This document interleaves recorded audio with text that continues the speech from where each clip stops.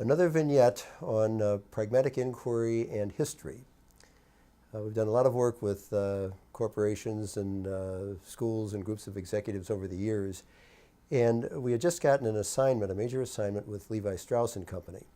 And we got them their notebooks. You should be familiar with the notebook from the website now. And they got their own, very own, this is my tattered Levi Strauss Pathfinder notebook, the Ellis & Co. Way, Living Our Brands. You can go to their website and see what they were up to with their values. We even gave them pencils, and this is not made out of wood. It's recycled Levi denim. So we gave them all that and said, okay, this is going to be your project. We're going to go through work. You're going to have a lot of blank pages. In preparing for the meeting with their worldwide leadership team, the head of HR, and we were counseling with the head of executive leadership development, said, Ron, this is a tough group, and they're going to want to know that this is worthwhile.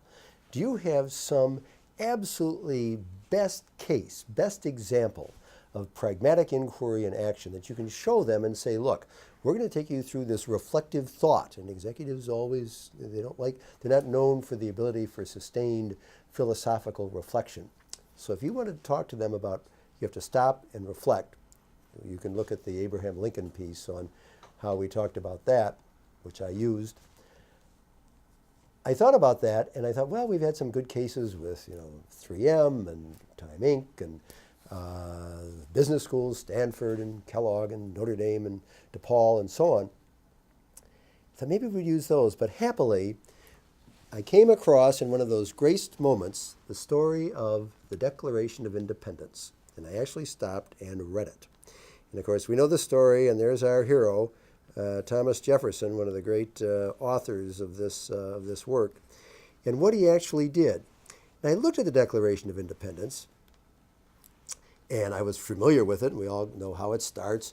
When in the course of human events, and I'll mention in other sections, you'll come across this idea of continuum of inquiry, it becomes necessary for one people to dissolve the political bands and so on. Then he goes on to say, we hold these truths to be self-evident, that all men are created equal, they're endowed by their Creator with certain inalienable rights. Among these are life, liberty, and the pursuit of happiness. When I looked at that, I thought, well, you know what that is right in there? That is an hypothesis.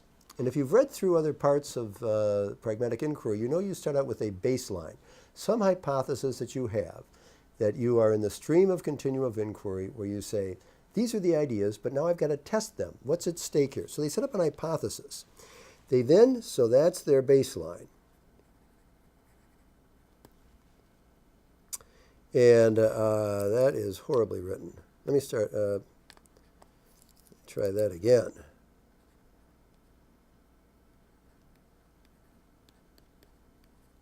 Okay.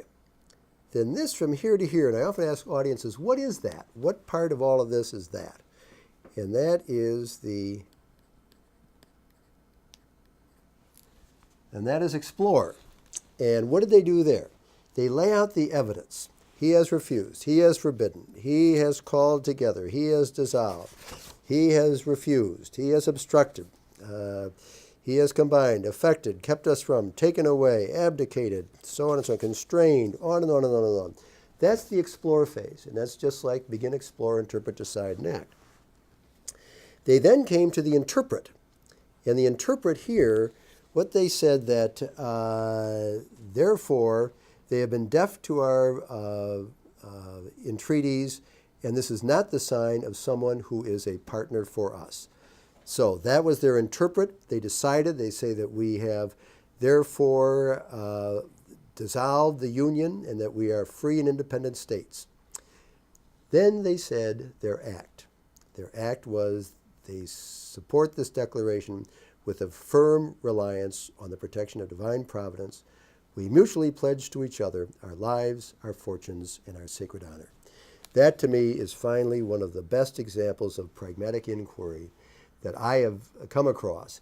It was based on the work earlier of John Locke. That whole period, again, Locke also studied geometry. They knew about the process of reasoning, if-then comments. But that is an example. If you ever want to say, what is an example of pragmatic inquiry, you can also always refer to the Declaration of Independence. I want to contrast that. Oh, then this is actual handwriting in doing it, and various sections, as you may know, fell by the wayside. One was slavery, but there were others. But then he ended up with the Declaration of Independence. I want to contrast that to another, the first in the West, Statement of Rights, which was the Magna Carta, and that was a lot like our statement of the Constitution. It's a list. It's a list of all the things that they demanded of the king. Of course, number 29 is the famous one, the writ of habeas corpus. Major turn. This lasted a very short period of time. And the point that I would make is that while this document, a similar statement, like our Constitution, was missing a key ingredient, and that was the narrative, the story. The Declaration of Independence tells a story.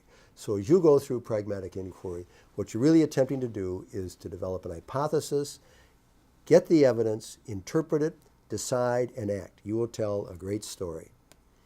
And maybe yours will be a Declaration of Independence for you, for your organization, and for society.